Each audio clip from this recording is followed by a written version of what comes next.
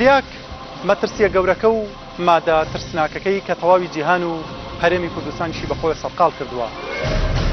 ئایا ڕۆژانە لە سنوورەکانی هەرێمی کوردستانەوە بڕی چەند لە مادە هۆشبەر و تلیاک داغڵی سنوورەکان دەبێت؟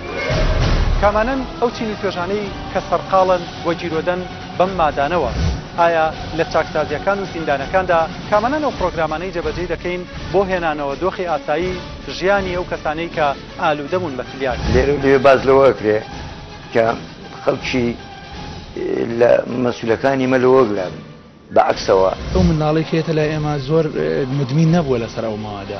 ئەو حەپەی کە ئالوودە بووە لەسەری تەحلیلەکە و بە پێی بەرنامەیەک هەوڵت دێت جار لەگەڵ جارە حەپەکانی بۆ کەم کرێتەوە. بۆ یاخیبوون و سەلماندنی خۆیان هەندێک لەمانە بە هەڵات هەنابەوە بەکارهێنانی مادە هۆشبەرەکان دەبن. ئەو گەنجانە وا لێ ئەەکەم کە هەمویان سەرخۆش ئەەکەم بۆ ئەوی کەسی داوای مافی میلەتەکەی خۆی نەتەوەکەی خۆی ئەو شتانە نەکات. بەرنامەی شەن شەوی شەممە کاتژمێر 8:05 لە NRTەوە پێشکەشتان دەکرێت.